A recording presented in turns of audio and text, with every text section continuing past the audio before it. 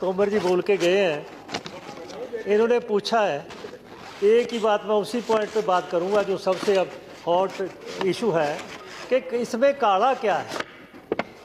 आप हमारे साथी हैं, हम हमारे साथी रहे हैं। मैं चोट नहीं करूंगा, जो असलियत है मैं उसके लिए बताऊंगा, क्योंकि आप भी किसान हैं, हम भी किसान हैं। इसमें काला जे है, इसीलिए 72 दिनों से यहाँ बॉर्डर पे किसान बैठा है, सारे देश का हिंदुस्तान सड़कों पे आ गया है और 190 शहीद हो गए हैं। उनके लिए पहले तो हम सिर झुकाकर श्रद्धा भेंट करते हैं, जिसकी इतनी कुर्बानी है।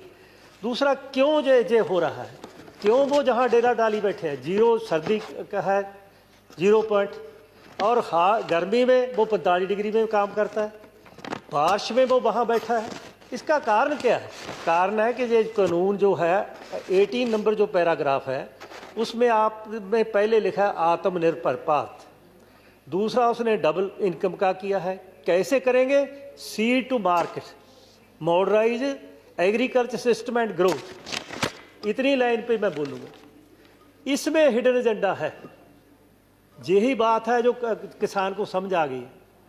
ये ऐसे कानून जो WTO के प्रेशर पे आ रहे हैं इस देश में भी, ये पहले कानून USA यूरोपियन कंट्री में भी आ चुके हैं। और इस पे जो कारण है इसका, 1 से 5 एकड़ तक 80% है इंडिया का फार्मर, अगर उसको 7 एकड़ तक ले जाओ 90% हो जाएगा। आप कहते हैं कि कॉन्ट्रैक्ट फार्मिंग होगी, एसेंशियल कमोडिटी एक्ट बदल दिया और आपने ट्रेड एक्ट बदल दिया, मंडियों के साथ ओपन मार्केट दे दी और कॉन्ट्रैक्ट फार्मिंग दे दी। क्या जब कंपनी आएगी उसके साथ 2 एकड़ 3 एकड़ वाला किसान मुकाबला कर लेगा? तब वो बड़े यूनिट होएंगे। बड़े यूनिट जब बनेंगे, जैसे USA में या यूरोपियन कंट्रीज में हुआ है, एक वहाँ संस्था है, वहाँ एक जो 4-5 कंपनी है जो ये सारे इस बिजनेस में है, ग्लोबल मार्केट में शेयर उनका 59% है। और जो उन कंपनी का है एग्रीमेंट होता है उसको ट्रिप एग्रीमेंट बोलते हैं। उस पर USA में food system concentration and its impact, इस पर एक स्टडी कराई गई। उस स्टडी में साबित हुआ कि ये 15% जो कंपनी थी 2000 एकड़ पे पहले काम करती थी किसानों से ज़मीन लेके, फिर आस्ता आस्ता किसान आउट होता गया, अब वो 40% हो गई। यही बात हिंदुस्तान में होगी कि 1-2 साल बाद ओपन मार्केट में मुकाबला नहीं होएगा, गवर्नमेंट चली जाएगी वापस, क्योंकि जब मार्केट में कोई आएगा ही नहीं, 20-30 ज़्यादा दे देगा, मार्केट फेल हो जाएगी, वो मोनोपोली हो जाएगी। जब उसकी मोनोपोली हो जाएगी 2 साल बाद, सीड से मार्केट, सीड भी उसका, पेस्टिसाइड भी उसकी, फर्टिलाइजर भी उसकी और प्रोसेसिंग भी उसकी, फिर जो चाहेगा वो देगा, जो रेट चाहेगा वो रेट देगा, क्योंकि ना तो उसका होल्डिंग पे कंट्रोल, ना और उसका जो कॉन्ट्रैक्ट फार्म में आस्ता आस्ता फार्म निकल जाएगा। आप कहते हैं ज़मीन कैसे जाएगी? ज़मीन ऐसे जाएगी, जो बड़ी कंपनी आ जाएगी, वो बड़ी कंपनी का 2-3 साल बाद जब उसके पास मोनोपोली चली जाएगी, वो मर्जी के रेट देगा। आपने कहाँ लिखा है कि हम गारंटी देते हैं, लीगल गारंटी देते हैं कि उस मार्केट जो प्राइस MSP होगी उसके नीचे नहीं जाएगी प्राइस, कोई प्राइवेट नहीं खरीदेगा। ये क्यों नहीं करते? ये किसान मांगता है, कर दो, फिर हम किसान चुप कर जाएगा।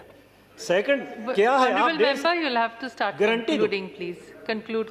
मैं तो कोई ऐसी बात नहीं कर रहा। सॉरी सर, मैं तो बहुत मीठा बोल रहा हूं। Everybody is speaking very relevant, unfortunately time जो है, प्लीज मैं आउट ऑफ की सब्जेक्ट नहीं जा रहा, मैं बात कर रहा हूँ। मैं तो कभी लेकिन जो कहना चाहता था वो तो मैं कह ही नहीं सकता, पालना पड़ेगा, इसलिए मैं पॉइंट थी मुझे, प्लीज मैं आप ही कम बोल रहा हूँ। So what can I do? So इसलिए There is a schedule. मैं कहना चाहता हूं कि उसको जमीन ऐसे जाएगी जब उसको प्राइस पे कंट्रोल नहीं रह जाएगा।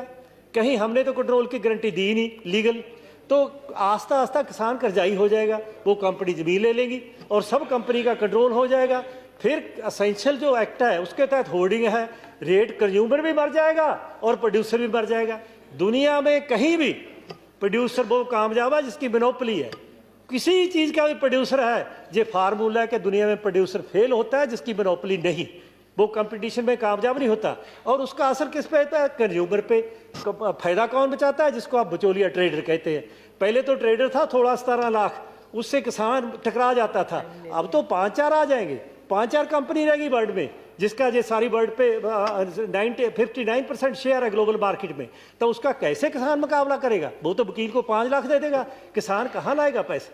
इसलिए मैं यह कहना चाहता हूँ कि इस कानून को वापस लीजिए, किसान के साथ दोबारा चर्चा कीजिए। अगर हमारी बात पहले मान लेते तो ना हम तो अलग होते, आपका प्यार रहता, तो ना हमें इस्तीफा देना पड़ता और ये किसान को बहाना रुलना पड़ता और देश सारा डिस्टर्ब ना होता। आपको दिल्ली में जर्मन बाल ना निकालनी पड़ती। इसलिए मैं कहना चाहता हूँ, अभी मैं अपील करना चाहता हूँ प्रधानमंत्री जी को, ये डेमोक्रेसी है, लोग सरकार बनाते हैं, लोगों के लिए बनती है, लोगों के लिए काम करती है। इसलिए कोई बात नहीं, हम हाथ बन के कहते हैं, किसानों की तरफ से कहते हैं, जाए उनमें देखे किसान कैसे स्वागत करेंगे। सभी पार्टी के साथ डाल ले लीडर जाए, उनको उनके जाने से किसान खुश हो जाएगा और उसके चर्चा के बाद ये प्रॉब्लम हल हो जाएगी। और मैं कहना चाहता हूँ, किसान को दुश्मन ना समझिए, किसान मित्र है। अगर जय जवान है, जय किसान है, ता ही जय हिंदुस्तान है। इसलिए हम हिंसा के खिलाफ हैं। हम तो वो लोग हैं जिस पे गोलियां चली हैं, हम लोगों ने मुकाबला किया। इसलिए हम देश के, ये देश हमारा है। पाकिस्तान से 10 लाख लोग हमारे मारे गए और देश आजादी का जश्न मना रहा था। हम उधर के आ रहे थे। हमारे माता पिता जो बुजुर्ग थे, उन्होंने आजादी के लिए जलियांवाला बाग, सरदार भगत सिंह साधु सरदार करतार सिंह सराभा, जे शीशगंज देखिए कि मुगलों के साथ हमारे गुरु कैसे उन्होंने शीश कटाया इस देश की इज्जत के लिए, जुल्म को मिटाने के। प्लीज